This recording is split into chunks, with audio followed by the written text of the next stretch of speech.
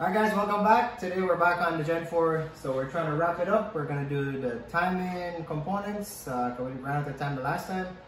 And I figured I'd just do one video where you see everything done with the timing for the Gen 4 3SGTE.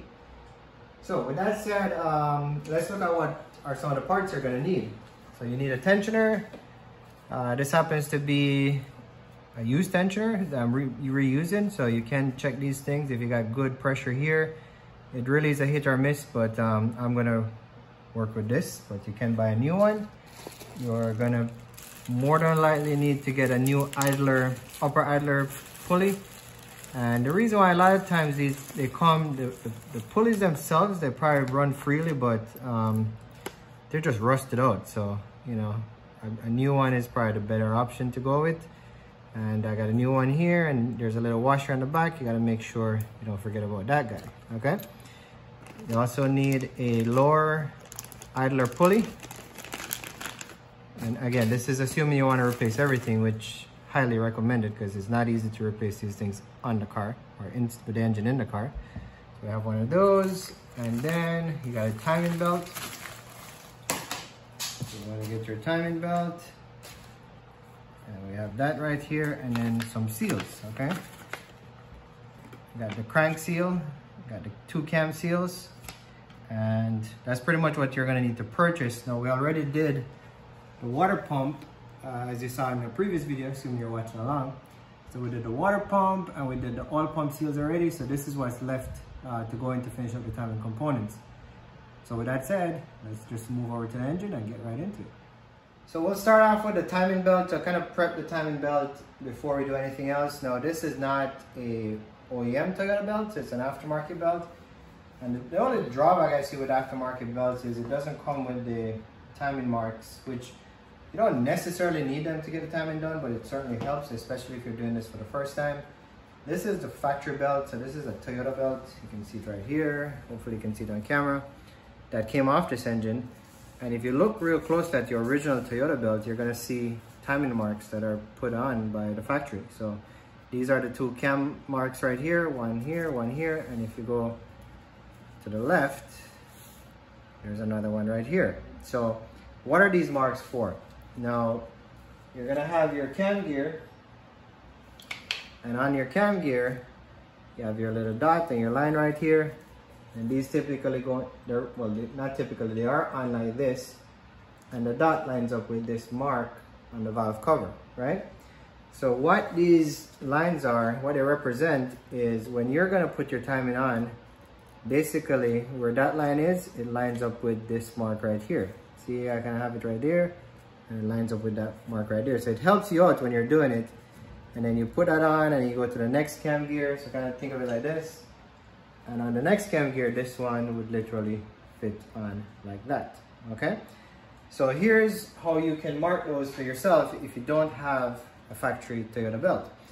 Essentially, if you flip this thing over and you start at your first mark and you're gonna count, and this is kind of tricky, so it's literally, if you start, consider this 0, then 1, 2, 3, 4, you go to 18, how do I call this? 18 dips, okay? So call it as the dips and the highs, okay, or grooves and the highs. So 18 grooves, assuming this is your first groove, then you go 1, 2, 3, 4 till you get to 18, and then you're right here, right? Or another way of doing it is you start with your first groove and you count 19 grooves. So this was your first groove, so 1, 2, 3, 4, 5, 6 until you get to 19, okay? Hopefully that's clear. Now, I did exactly that here on the aftermarket belt, and there you go. They're lined up perfectly, okay? So, I'm gonna try to explain this again. Let's say this is your first groove right here. You're gonna go 1, 2, 3, 4, 5, 6, 7, 8, 9, 10, 11, 12, 13, 14, 15, 16, 17, 18, 19, okay? So there it is. There's your 19 groove, right? 19th, your mark on your 19 groove, okay? Hopefully that's self-explanatory, and that works. You guys can understand it. If not, send me a message. I'll try to explain it for you, walk you through it. So that would be for the cam here, and then if you go from here back, you're gonna use the same principle and you're gonna count 63, okay? So that's what I did here to kind of mimic OEM and turn my aftermarket belt into basically a belt with OEM marks. All right, so this is all set, prepped. Now we're gonna remove the cam seal. I already took one out. I'm gonna go ahead and show you guys how I'm gonna take this one out so you'll see it. I'm gonna remove the crank seal and then we're gonna put everything back in and just reassemble. Shouldn't take too long, okay? I removed this one because I wanted to kind of show you guys what's the best way to kind of approach taking them out. So here is the one that was removed, and if you notice, there's actually a little spring inside here, and then there's a little cavity inside here. So the idea behind this is when you get in here, you want to get in like this, where your screwdriver or whatever you're going to use to pop it out is like literally on the inside right here, right? You see that right there? So the tip of the screwdriver is hitting the top of the seal instead of trying to score the metal here, right? So you kind of go in and then you kind of pry out like that, okay? Hopefully that helps to explain it. You know, before I did this, I was kind of lost because I didn't know what's the best way. I was so worried that I was going to break something or scratch the surface and it leaks after. And I found that, you know, understanding what it looks like, just kind of go in like this, turn up, and there you go. You're going to see it fits right inside here, so we're just going to pop it out. So let's see, this one came out pretty easy. Let's see what type of luck this one is going to give us. I'm going to use a screwdriver. I have a seal puller, but this is kind of large for, and I almost killed myself with this thing. This is kind of large to work in this space, so I like the screwdriver. So we're going to see, we're going to work with the screwdriver. So we're going to go in and got to put a little bit of muscle into it. Just trying to get it in there. And then we're just going to try to pop it out. There you go. See? So if you notice, the tip of my screwdriver did not even get a chance to score the metal because I kind of made sure it was on the inside of the seal. And that's it. Just pop it out. And there you go. All right. So that's how you take it up. There it is. We're going to clean that up and then we're going to get the other ones in. And I have a little trick for getting these in. But let's clean this. Let's pop this one out and then we'll just do a reassembly of everything.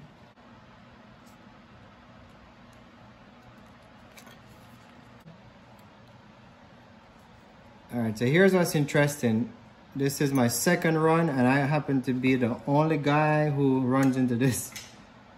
So there is an extra retainer that normally you don't find them on these Gen 5 or these 3SGTE engines, but there's this retainer and most guys don't use them back. I actually reused this on the Gen 5 that I did, but again, a lot of people say they just kind of toss this.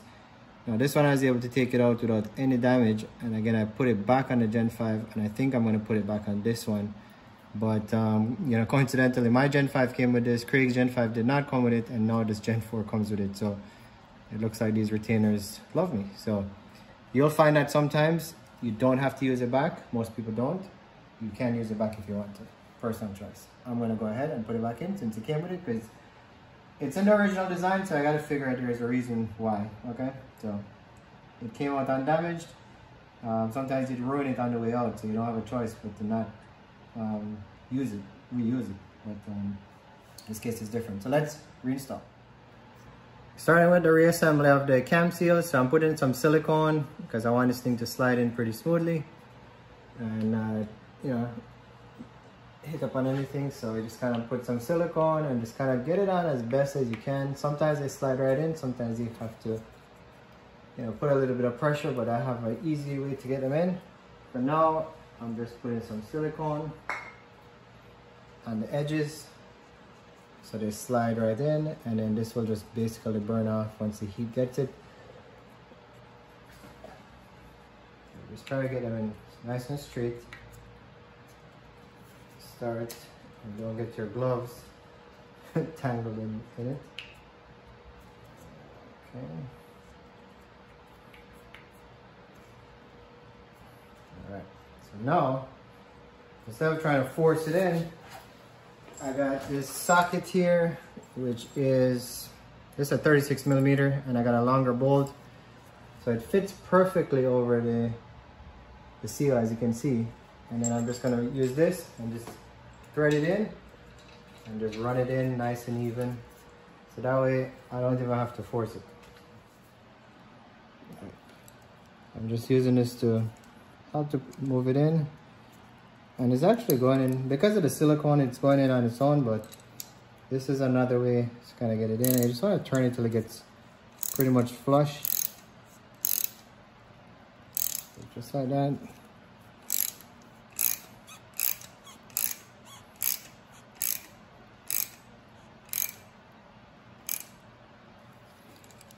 It's all good.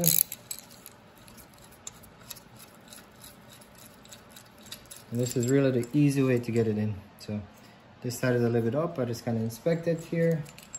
And you can even use this to kind of work it in. But you guys get the idea. All right, so I got a little lip here. I'm just gonna turn it in a little bit more, and then we're gonna go and move on to the other side.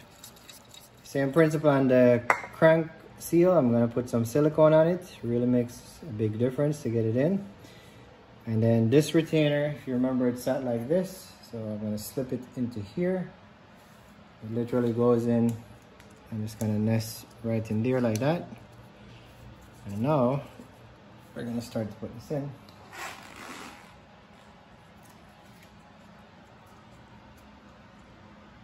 And I think I'm gonna take these gloves off because they're getting snug on the seal, and I don't want it to break off inside there.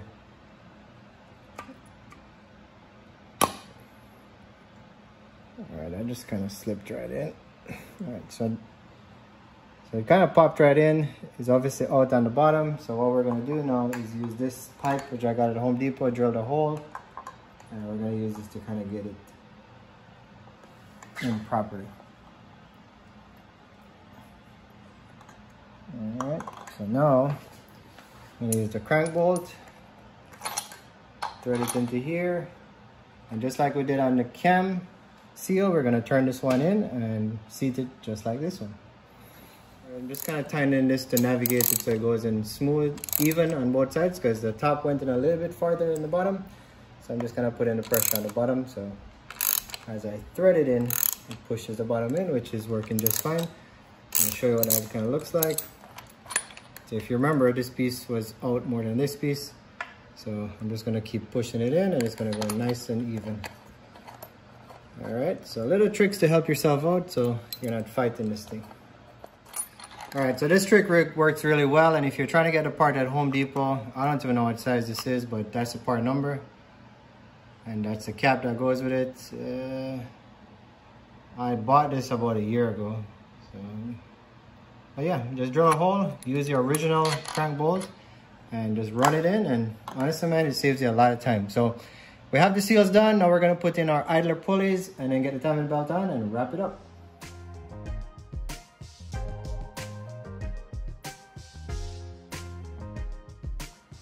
All right, so we got our sprocket on for the crank, and there's the little dot on the timing mark, and it's lined up with a little arrow right there. So that's good, because we had set it before we took it off. So that's good to go. I'm gonna put this little sleeve on. You gotta remember this so you don't, when you put the cover on, the plastic cover, it doesn't mess up the cover. So that's very important. And then as we move up to the cam gears, we just put them on. Again, you'll see here's the dot, it's lined up with the mark here. It's a little bit off, but that's, you know, it happens when you take them off. And this one is perfectly lined up here, but we'll get this one, needs to go a little bit to the right, but we'll get that fixed. In the meantime, we're gonna put some blue Loctite on the bolts for the cam, and we'll torque them to spec right after. And then we'll move on to the upper idler, lower idler, and then get the belt on. So we're moving along. All right, so here's my technique for torquing this thing. I have this tool that I use and I hold it. I basically 43 foot-pounds. I obviously did it already. And that's what, you know, because if you turn this, it's gonna turn the cam gear. And you don't want that to happen because you don't want to lose the timing mark. So You can either have a buddy if you have one of these tools, or you can do what I just did and torque it to 43 foot-pounds, and you're good to go. All right, and this one was a little bit off from before, so I'll probably have to play with it again, but just to kind of show you. See that little white mark? It's right. And this happens, you know, it moves a little bit, but once you get the timing belt on, we'll line it up, but it has to go over a little bit. This one is perfectly set. All right, let's get the upper idler on. And this one comes already with red Loctite on it, so you just gotta make sure, don't forget this washer. Very important, it comes with a kit. And then you're gonna thread it in right here. And then we're gonna torque this one down as well. So let me break out the torque wrench. Now this, you'll need an Allen. It's 10mm X. So just gonna run this one up. And then we'll torque it down. And we'll move to the lower idler. And then it's time to get working with the belt. All right, upper idler, 38 foot-pounds, so we're gonna torque that. Already torqued, you guys can probably tell. And then we're gonna move down to the lower idler. So this is the lower idler, it goes right here. And again, you gotta put blue Loctite on this thing. Or I put blue Loctite on them. Put blue Loctite on everything. All right. Go.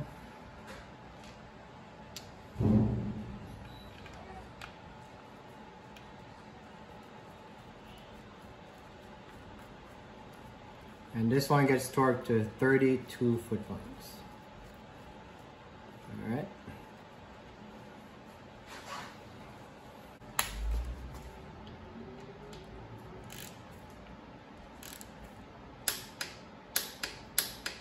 So 32. Now, I like to do this because it just helps. So again, this is just recommended. Whenever I torque anything, I put a white line on it. So that's torqued. You guys saw me do that. That one is torqued as well. And then we just torque this one. And as you can see, our water pump or oil pump, even the backing plates, like everything is marked. So if you're ever in doubt and you want to know, hey, did I torque something? Then this is your friend. All right, so let's get the timing belt on and wrap this up. Forgot about our little tensioner here. So blue Loctite again, and then we're gonna get the tensioner in place before we get our belt set up. Because once we get the belt in place, then it's just a matter of releasing the tensioner and we're good to go. Time is all set. So we put these in place, 2 long 12mm bolts. These are torqued to 15 foot-pounds.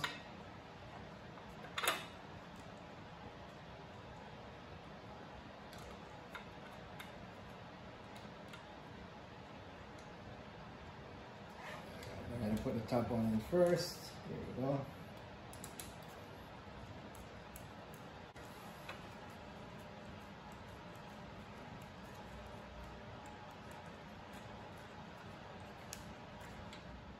Alright, so there, I forgot about our idler. So 15 foot-pounds on the 2 bolts for that. And just to recap where we are, because I keep saying we're gonna get to the belt, but let's make sure we have everything done. So seals are in on the cam gears. They're both torqued. The upper idler is torqued. The timing tensioner is torqued. The water pump is torqued, or idle gear is torqued, or oil pump. And we got our new seal in here.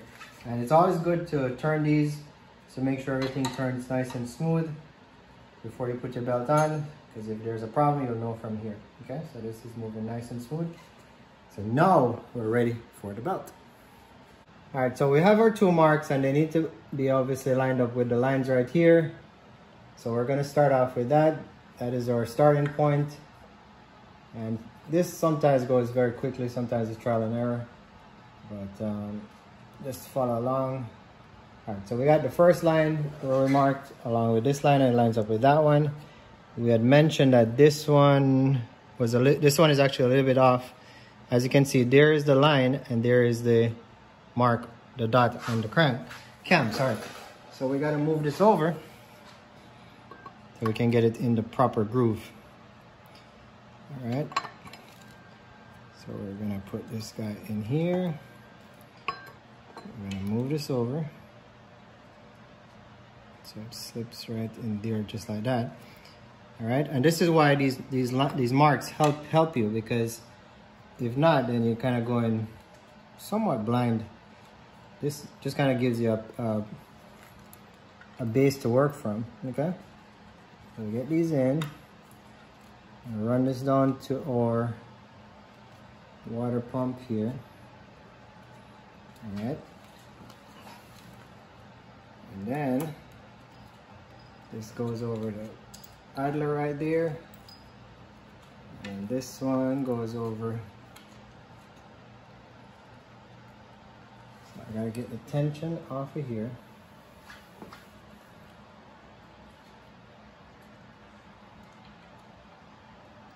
And this line is supposed to line up with that line right there. The dot, hopefully you guys can see that. So it's off by 1 tooth, so I need to get some slack out of this side. So we're just gonna mess around with it till we get it right here, okay? After fiddling around for a little bit, we kind of got it. So here's our line, it's in the groove. It's a little bit off here, but this one is off too, so we just gotta bring it back some more. But the lines are where they're supposed to be. And we're just gonna slip this down, and then we're gonna slip this over the tensioner here.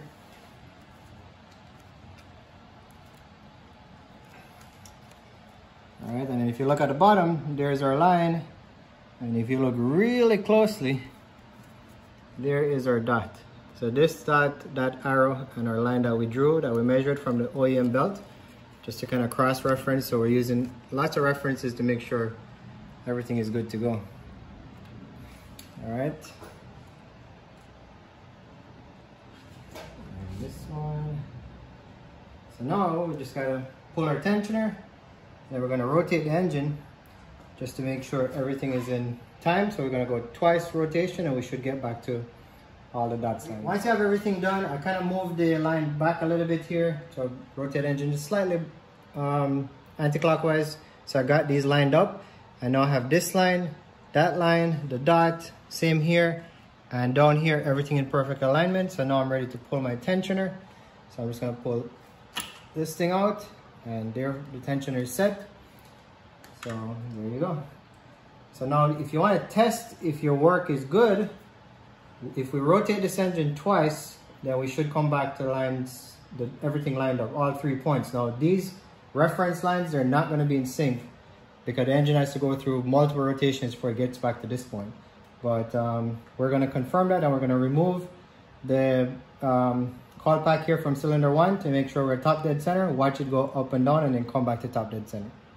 All right, so let's get this coil pack out, cylinder number 1. And as you can see, I got my TRD look going. So I got my red, orange, and yellow, just like my little TRD on my windshield. Okay, this is on the TRD MR2, the 91. All right, so I'm gonna put my little spark plug thing in here. Sorry, my extension. So that's will be considered top dead center. So as we rotate, it should go down and it should come right back up. So that's how you test this to make sure what you did actually works. All right, here goes. We're gonna start our rotation. So there's our extension going down, coming back up.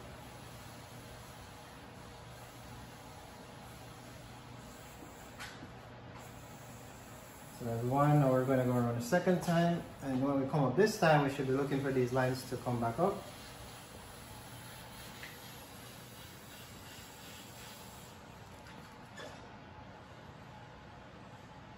I'm going to stop it right there. Yep, that's about right. So there it is, top dead center. So we got our 2 lines here, marks are lined up, and then if we go to the bottom, should be lined up as well. So there you go, lined up here, lined up here, lined up here, and then this is top dead center. So if I just keep rotating one more time, this thing should not come up, it should just start going down. And there you go, it starts to go down, okay?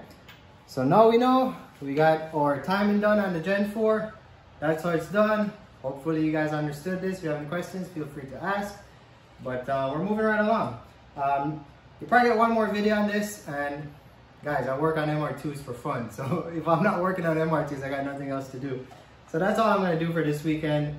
I'll get the cover on, and then next I'm going to put the intake manifold on. So I'll take you guys along for the ride on the next video.